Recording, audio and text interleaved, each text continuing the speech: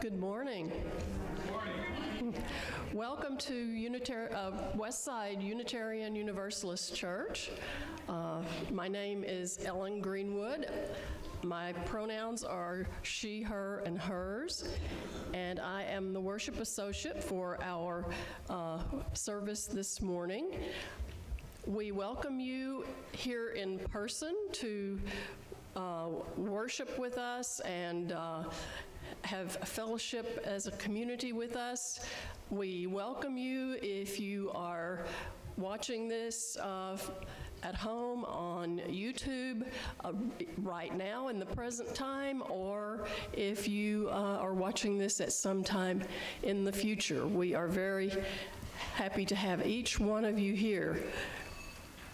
Westside is a congregation that welcomes every person who is willing to join with us in our responsible search for meaning and trying to figure out this life that we're living, regardless of your background or just about anything else. We are happy to have you. We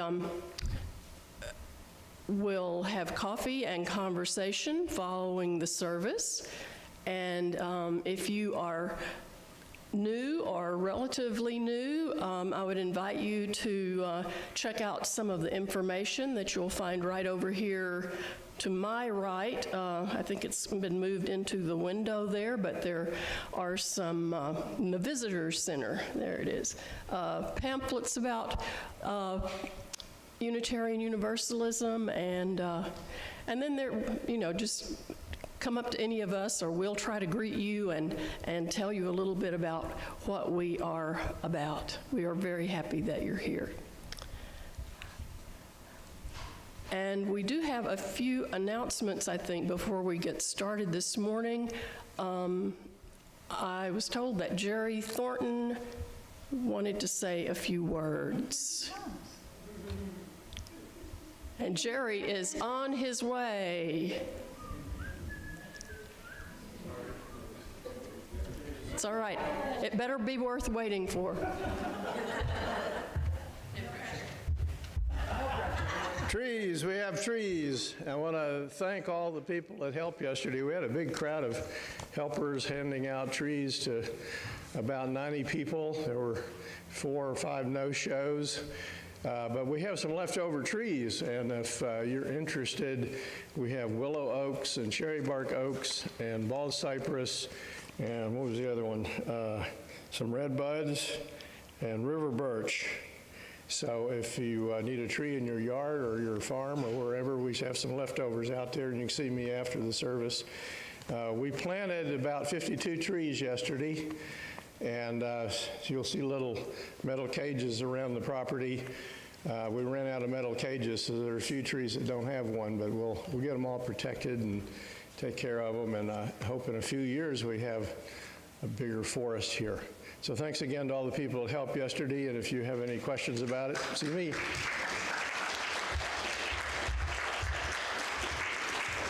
And a big thank you to Jerry for organizing all that. And the Green Sanctuary team. The Green Sanctuary team did a lot of work with that. So good morning, everyone. I'm Reverend Carol Badeau. I am privileged to serve here as minister. My pronouns are she, her, and hers. Couple other things that I just want to make everybody aware of, whether you are here with us in person or here virtually. So a couple of things are happening next week that you need to know about. One of them is the congregational meeting is happening after the service next week. So please stick around for that. We'll be talking about on the nominations. We'll be doing the elections for next year's elected positions, and also talking about our budget, our preliminary budget plans for next year. Also next week, we will be having our Purim play. So some of you may remember that I said what we're doing for the rest of this month is we're looking at the 3 Abrahamic traditions. This week we're going to be talking about Islam and Ramadan. Next week we're talking about Judaism and Purim. And the following week is Easter in the Christian tradition. And in the tradition that the Jewish community often celebrates for Purim is something called a Purim spiel, or a play. It is funny. It's meant to be fun. The parts are not hard. We have a number of people already involved, but if you would like to do basically walk across the stage when I say, then so-and-so walked across the stage, if you would like to do one of those roles, we need a few more people. So we're going to be practicing after the service today. And then the following week, when we have what we do for Easter at Westside is a very traditional thing for many UU congregations to do. We will have our flower communion.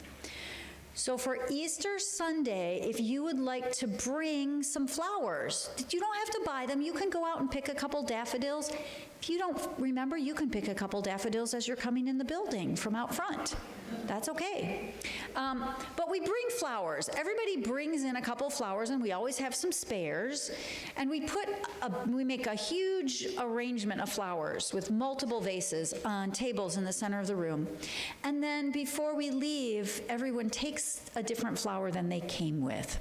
So if you forget, it's no big deal. So that's how we will be celebrating Easter, is with our flower communion. So I invite you to just bring something to share for that. Okay, this morning, before we invite our bowl to sound to call us into our worship time, we are going to sing together. And many of you who have been in UU congregations before are going to know this song, but we have so many new people that a lot of people are not going to know this song. So this is number 188 in your hymnal. So to open it up, and I'm going to explain how we're going to do this. This song is based on a poem by the Sufi, I think he was a Sufi, Muslim poet and mystic, Jalaluddin Rumi. We have violated the core of the poem by leaving a line out of it. So I'm going to tell you, the words are, "Come, come, whoever you are, wanderer, worshiper, lover of leaving." Helen, help me here. Yeah, but does though we've broken our vows 1,000 times come after ours is no caravan of despair, I think. I think so. So interestingly enough, the line that you use have left out of the song, which we could reflect upon, is the line that says, though we have broken our vows 1,000 times, ours is no caravan of despair. Come yet again, come. And you all are going to get to sing it in a round. So, and Sandra, I'm about to change things up on you too, because I'm going to have you play it 4 times so that you play it all the way through once before we start singing. So what's going to happen is Sandra's going to play it all the way through once so you can hear the melody if you've never heard it before. Then we're all going to sing the whole thing all the way together. And then, the people on this side of the room are going to start. And then you guys, you might want to move over here for the singing. Yeah. The choir is going to help lead, okay? Half of the room's going to start at, see where the little number 1 is on the music? Look at the music. The second time we do it, they're going to start, and when we get to the number 2, you guys are going to start at the beginning. It's okay if you don't understand. Just follow and hum and enjoy yourself, all right? So I'm going to ask the choir to come up front. We got some people to help lead on this side and some people to help lead on this side. I'll wave my arms to try to make it easy for everybody. And Sandra's going to play it once through so we can hear it, and then we'll sing it all the way through together once.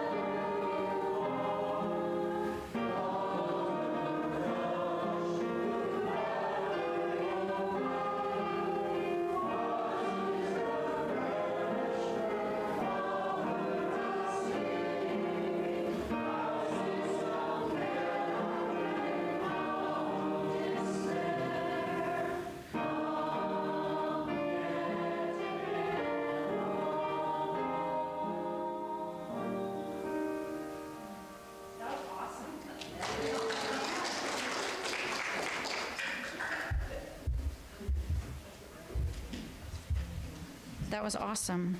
Do you see, that wasn't awesome? Some of you have never heard it before. It is brand new, and you still did a great job. So we're gonna today, as we invite the bowl to sing, we're going to be settling into learning about a tradition that many of us know very little about.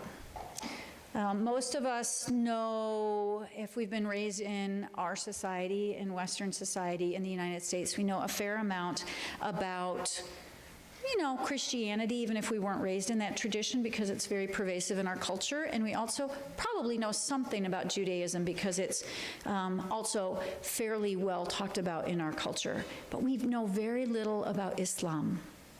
And so we're going to just talk a little bit about Islam today and some of the traditions as we explore the Abrahamic faiths for the next few weeks. So here's what I'd like to encourage you to do as I invite the bowl to sound. Ask yourself what image comes up when you hear about or think about Islam Muslim communities, Muslim cultures? What are the images that come to your mind? And just be conscious and aware. We all have unconscious images that arise when we hear those words or encounter people or experiences that are related to those traditions. So just allow yourself to become more aware as the bowl calls us into this present moment.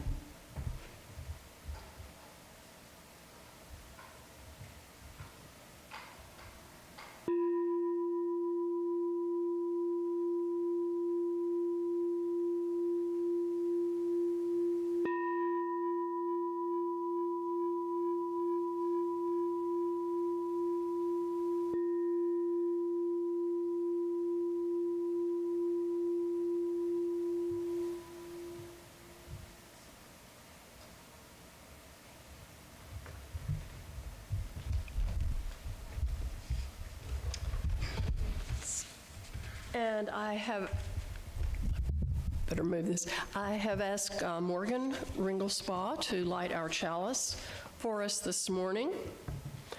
And the words for our chalice lighting come from us from a contemporary Muslim poet and writer and I believe scientist, Abhijit Naskar. Fasting and feasting all turn mere futile choir if for whatever reason life is distant from life. Celebration of Ramadan is celebration of Ramhat, which means grace. Ramadan without compassion is Ramadan without life. Ramadan is a Muslim festival. Ramadan is a human festival.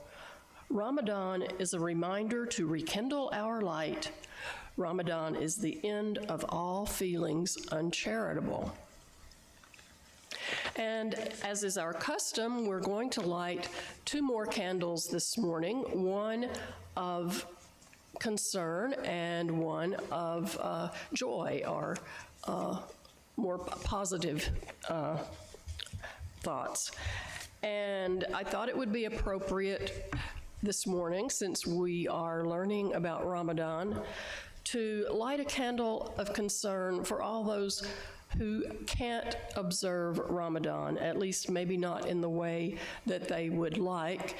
Of course, the people of Gaza come first and foremost to our minds. I can't begin to fathom how you can celebrate with or observe with a time of fasting when you're living in a land that is experiencing famine. So I think that must be incredibly difficult. And of course, there are Muslims in our country and in our community who probably have a difficult time celebrating also because they have family who are affected by wars in Gaza and other parts of the world. But we also, I think, need to light a candle to celebrate and to hold space and to honor the Muslim immigrants that we have in this country and particularly in East Tennessee and all that they contribute to our culture as they share their culture with us.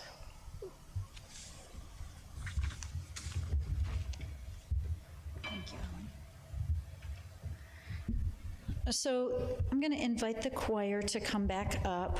We have developed a habit of singing every time the season changes. There's a song that's called Chant for the Seasons. And every seasonal change, we just sing the song that's for that change of season. And many of you know that these holidays all come because it is at this time of year right now, especially the Christian Easter, it's spring equinox. The equinox will be happening this week. And for those of you who are interested, we'll be celebrating the equinox this afternoon with our Earth Church group in the afternoon. But this is just a song to honor the changing of the seasons as we notice that it is changing from winter to spring.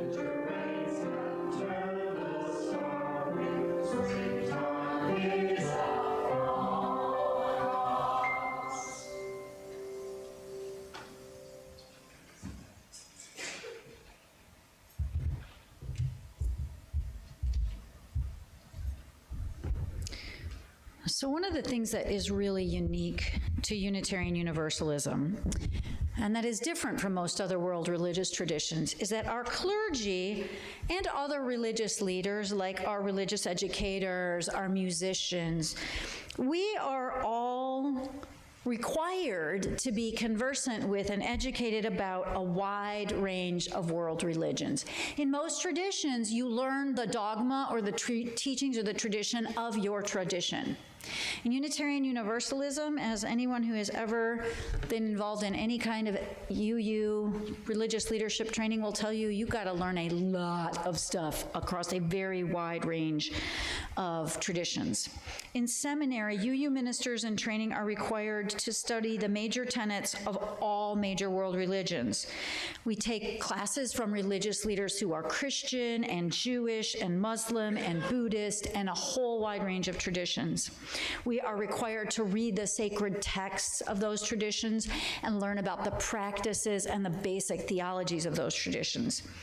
When I was a student attending Star King School for the Ministry in Northern California, which is actually our only existing fully residential, the only place you can, it's partially, Helen, who is currently a seminarian, can tell you. We've been struggling to keep, it used to be that you went to seminary and you lived there, right? We have 2 UU seminaries in the U.S., Star King and Meadville Lombard, which is outside Chicago. Those now have partially residential, partially remote training programs. But when I went to school, I lived, in Northern California and spent the whole time at Star King. And the faculty that I studied with were mostly located in other traditions. So I took classes from Catholic nuns and from Baptist preachers and from all kinds of other people from other traditions. So one of the year-long classes I had to take, and this is not specifically about Islam, this is about the broad range of religions we encounter. One of the classes I had to take was an in-depth study of the Bible. Both what we call now the Jewish scriptures, which we used to call those the Old Testament, and the Christian scriptures, which some people still call the New Testament. And a quick reason for why we don't call them that is that assumes that the Jewish scriptures were wrong, they're old, they're out of date, and the Christian ones were right, and they're new, and they're correct. So instead of calling them old and new, we call them Jewish and Christian. So I had to take this course, and it was a year-long course in studying the text that is the Bible. And the instructors for the course were a Jewish rabbi who spoke all of the languages that were relevant to that book. He spoke Greek, he spoke Hebrew, and he spoke Aramaic, which was the language, the colloquial, the common language of Jesus of Nazareth. That was one teacher. Another teacher was a biblical archaeologist, and the third teacher was a progressive Christian minister. And on the first day of class, this Christian minister had on her lectern, a lectern like this one, only it was a little bit flatter. She had a big stuffed fish. Okay?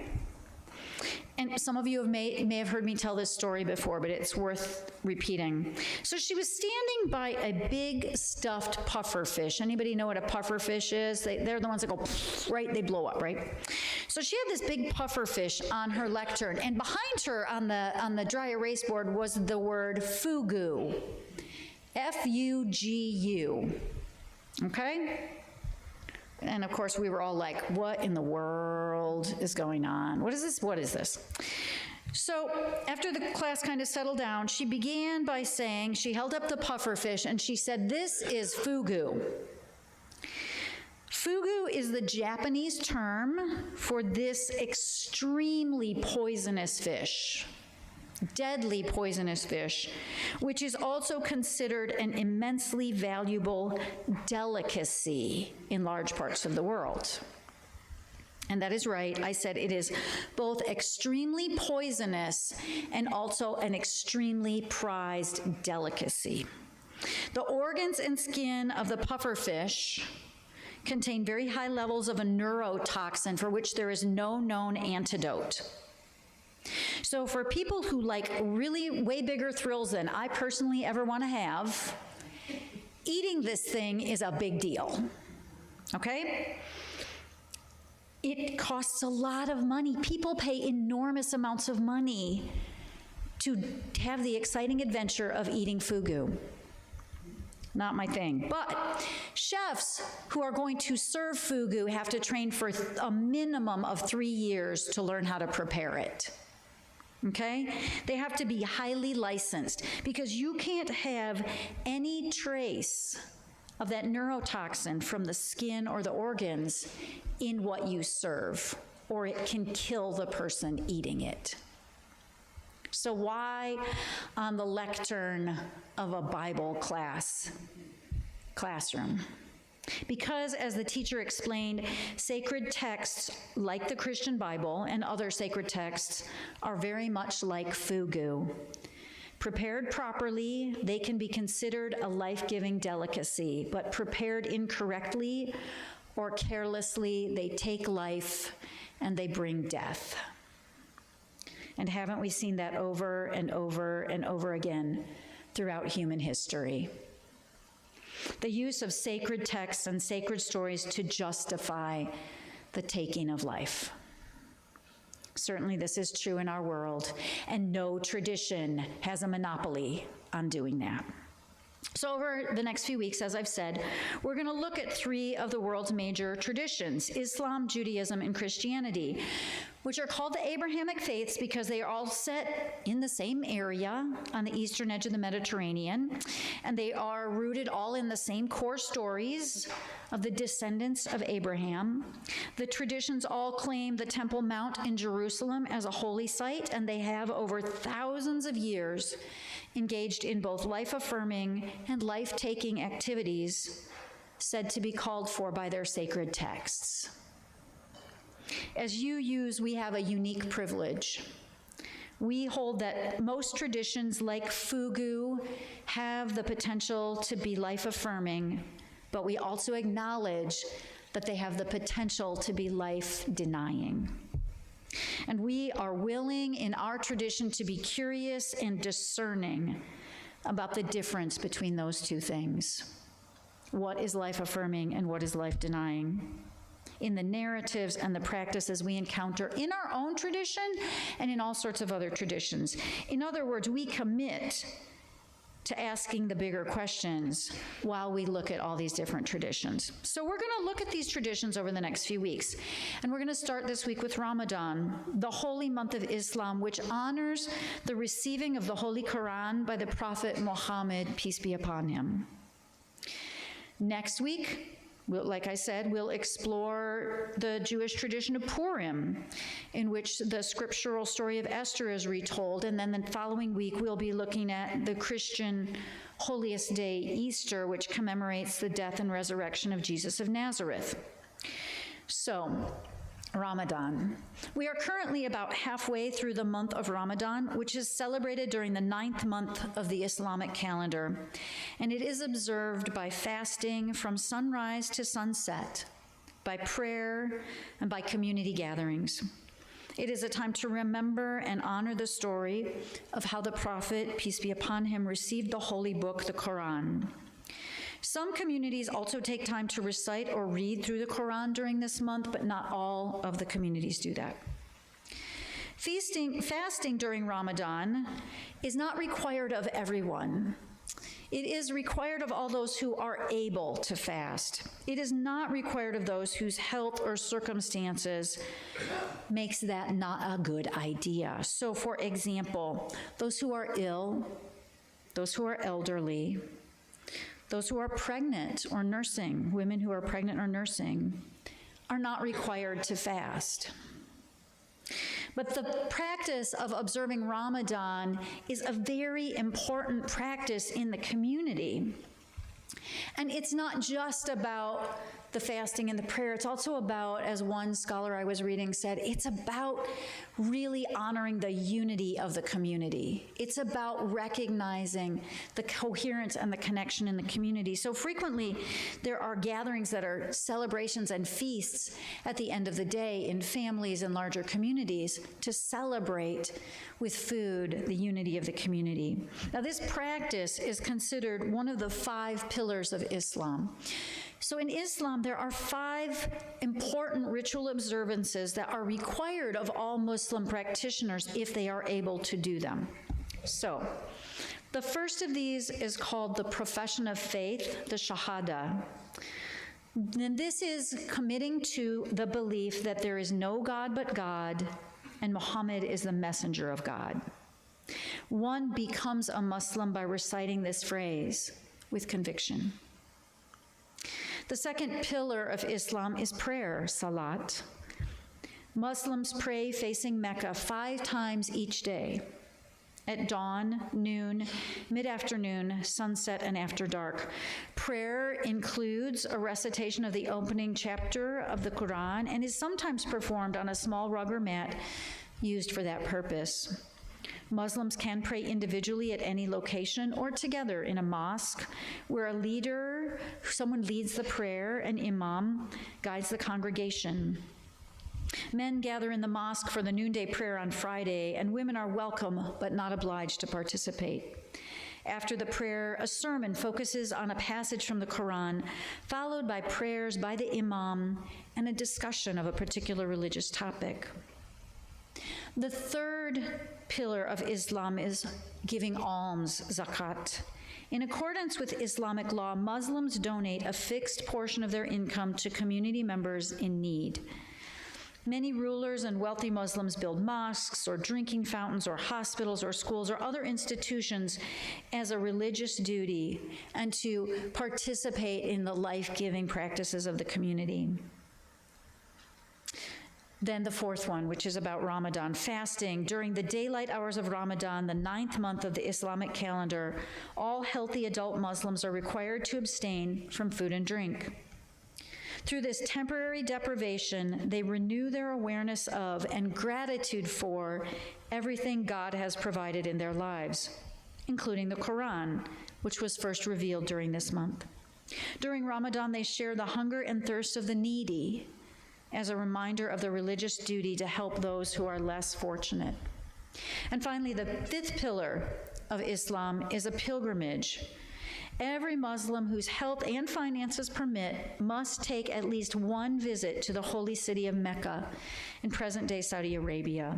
The Kaaba, which is a cubical structure covered in black, embroidered hangings. This is at the center of it's a very large public space. And at the center is the Kaaba. It is a cubical structure that's, slightly, it's probably about 8 feet tall. It's covered in black hangings, and it's at the center of the Haram Mosque in Mecca. And Muslims believe that it is the house Abraham, which in Arabic is Ibrahim.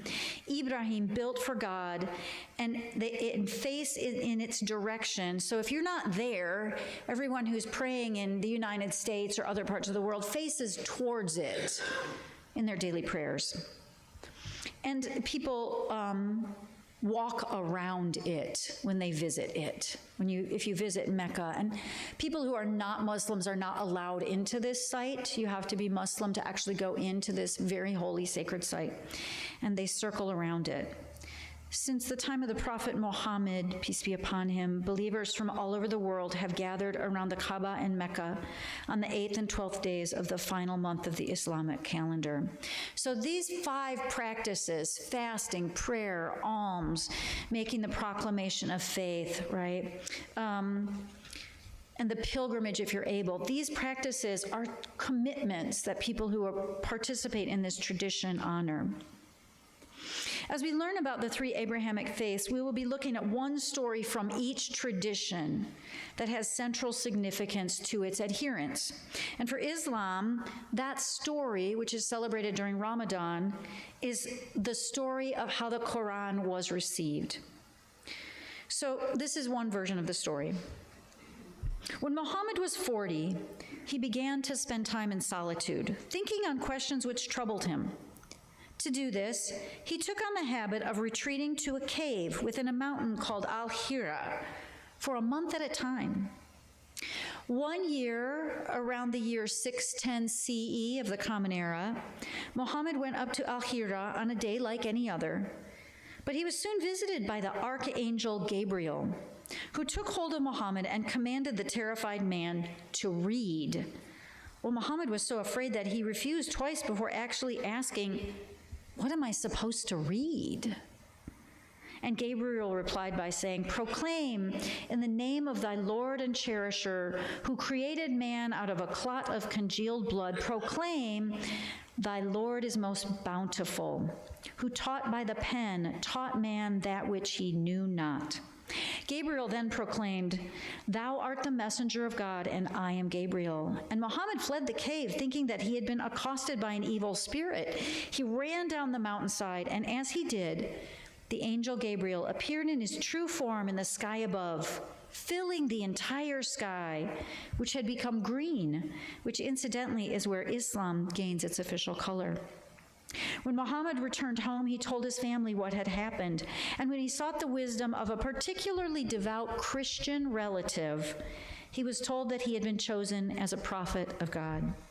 Shortly after, Muhammad began to receive further revelations from Gabriel, as well as from the realizations of his own heart. According to Hadith, the stories about Muhammad's life, all holy scriptures were sent down during Ramadan, making these 30 days the holiest in the religion.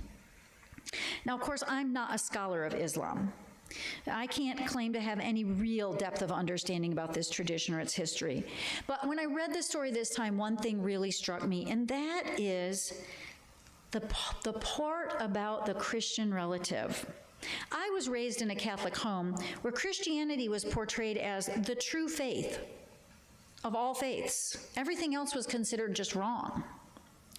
And I didn't really understand, if you were raised Christian, you know how badly the Jews look in Christian storytelling. They don't come off very well. And Muslims are not even mentioned anywhere in the story. So I really didn't understand the connection of the Abrahamic faiths. So the truth of the matter is that these three are deeply connected. It struck me in this telling of the story of the Quran that after his vision, he sought the wisdom of a particularly devout Christian relative, just as Jesus of Nazareth would have been taught and guided spiritually by Jewish wise people. And the Prophet Mohammed, peace be upon him, respected the guidance of Christian teachers. So that's not a piece of the story we talk about very often, and it reminds me of another thing I experienced back in my seminary days. So back to how does Unitarian Universalism deal with all of this? As I said, there were many teachers at Starr King who were leaders of other faith traditions. One of those at the time when I was in seminary was a wonderful man named Ibrahim Farajajeh, who was a Muslim imam. During that time, he started a program of teaching about and leading students on trips to Europe to study the history of religious cooperation between the three Abrahamic faiths and the role particularly of Muslim teachers and the gifts of the Muslim community in the Iberian region referred to as Al-Andalus. Now, there's a lot of scholarly debate about this, so I'm going to say that right up front. There's a lot of scholarly debate about this, but there is one archaeological, historical, anthropological, sociological understanding of Al-Andalus that is referred to as convivencia. And it means, it's a Spanish term that means living together. So at the time between the Muslim conquest of Hispania in the early 8th century until the expulsion of the Jews in 1492, this area in Spain is sometimes considered to be a place where interfaith collaboration was really important. And again, this is receiving some scholarly debate, but it's something, if you're interested in how these traditions connect to one another, you might want to Google and study a little bit. There is evidence to suggest that while there was still religious strife during this period from about, let's call it about 700 or 800 until about 1400 in this region in Spain, there may have been some political strife going on, but there's also evidence to suggest that there was religious tolerance, cooperation, and collaboration between the three Abrahamic faiths. That the teachers were learning from one another and talking to each other, and that there was some mutual respect and tolerance. Which brings me, I guess, to the point of the story this week. Located within the sacred texts of many traditions are nods of respect to other traditions, and clues that they are not so separate as we might sometimes be led to believe. The key historical figures of these faiths prior to the arrival of the prophets in the younger traditions of Christianity and Islam, they're all characters we would recognize from the teachings of the earliest one. So they built upon each other. Christianity built upon Judaism, and Islam built upon Christianity and Judaism. They're all connected. A few years ago, some of you might remember, we did a storytelling of the Noah's Ark story, which is in all the traditions with slight variations between them. So if you were fascinated, you might want to look those up. They're fascinating, slight differences. And of course, this is a UU minister's take on the story because it gives me some hope, right? We have a way of talking about, experiencing, and interacting with these traditions as if they're arch enemies. But they don't have to be seen that way. As that minister in that class said, fugu, there's the potential for poison, and there's also the potential for great life, right? And we, as Unitarian Universalists, get the luxury and the privilege and the opportunity to make the connections that are life-giving. So in a world filled with strife, where teachings of sacred texts are too often used to deny life, to take life, rather than affirm it, we get to remember what we share with other traditions. We can remember that most religious traditions start at the same place, with the human desire to understand how they fit into a complex and mysterious world. There is so much we don't understand. Any human being in any context is going to struggle to make sense of the joys and the sorrows of human life, the struggles of our existence, the unexpected twists and turns, and to make meaning out of that. That core desire to understand is at the root of all religious traditions. And these help us in their own ways to live lives that are more of service, that are of more peace, and are more life-affirming. So as Unitarian Universalists, we get to remember that. We get to look for that part of the story. We can, of course, observe all the struggle and the strife and the ways that are like the poisons and fugu, life-denying, but we get to focus on what's life-affirming. So as we go through this season that is so holy to so many traditions, let us hold that in mind. We get to choose to find unity where there is difference, to find hope where there is despair, to find promise where there seems to be no path forward. We can choose to look at the things that connect us and that can offer healing in a hurting world. May it be so. May we do that. One of the things we do here at Westside in order to help us bring those kinds of positive things into our world is we share with one another. We share the things that we're celebrating. We share the things that concern us. Can I ask someone who's got their phone, maybe Linda, if you are with us virtually and you have a joy or concern that you would like to share, if you could share it in the chat, on the YouTube chat, we will make sure that those get read. But if you are here with us in the room and you have something that you're celebrating, something that you want us to know about, or something that concerns you, a concern that is up for you that you would like to share, I'd like to invite you to come forward. Just say your name and briefly say what it is that you'd like to share with us, and I will light a candle for you.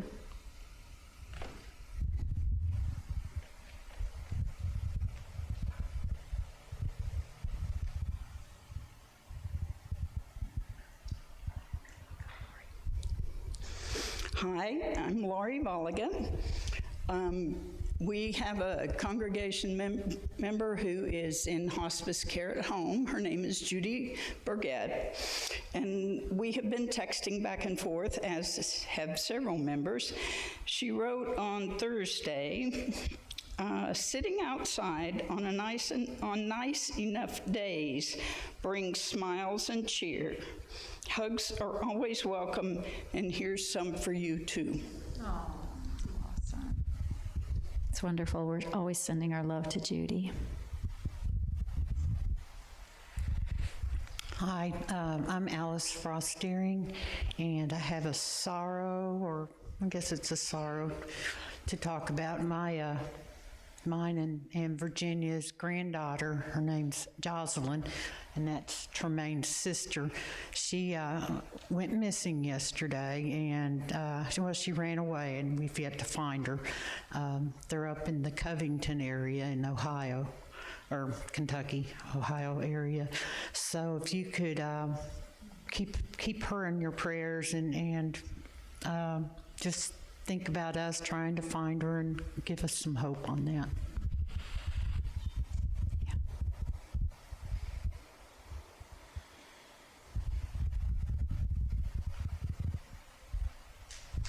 I'm Judy Winchester, and I have a joy. Where to start? I have a friend of over 20 years, Virginia, and yesterday I was maid of honor at her wedding.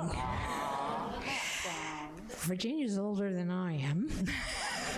So it is really joy that, you go on in life, and she's found joy. She met somebody at the retirement center where she lives, and they're like this. Awesome. That's great. That's awesome. Jerry?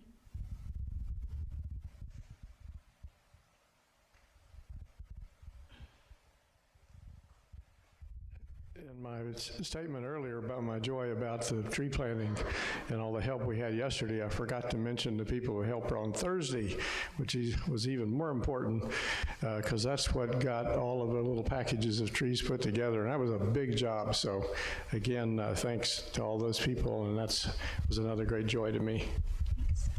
Yay. Good on. Any online, Linda? Nothing? Okay. My name is Tremaine Hawkins, and I have a joy, and I'm in my school, Farragut High School's advanced mixed choir, and on probably last Thursday and Wednesday, our 4 choirs went to our competition concert, J.B. Lyle, and 3 out of our 4 choirs are going to state. So. Yay! Congratulations. Awesome. Awesome.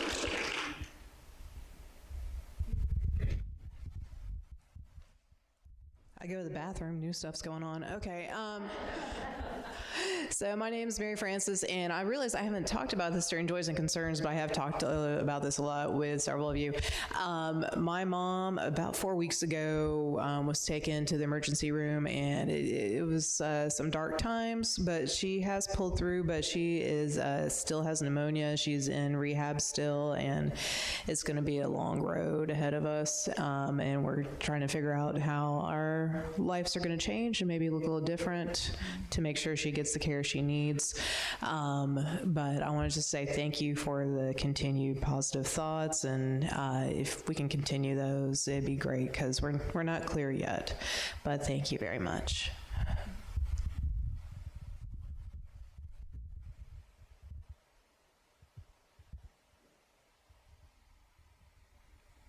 I'm going to add a joy. This week I'm going to do one of my own. Many of you know that my partner Tracy and I have been together for a long time. We're finally getting married. Yeah. So we're having a small private wedding at our farm on Memorial Day weekend, but at the potluck in June, we're actually going to have a sighting of Tracy. He's actually going to come so that we can celebrate with you all beginning of June. So we're really excited about that. Are there any others? And we're going to light one more candle here, just for the joys and the concerns that are alive in our hearts and our minds that maybe we're not speaking out loud right now.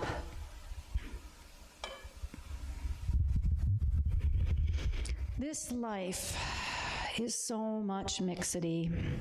As our joys and concerns always show, there are wonderful things happening right alongside really hard things. Always. That is the human experience.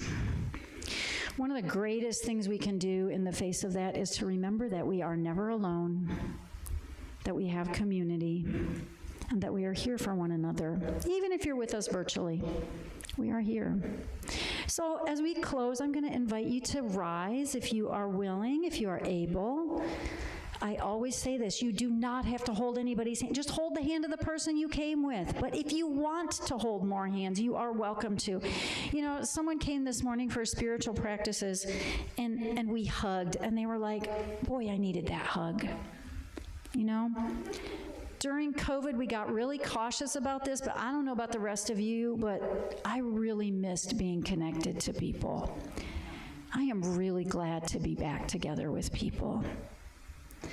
Look around at the people around you. Some of you are stretching hard to be part of this circle. I'm like seeing some serious stretching going on.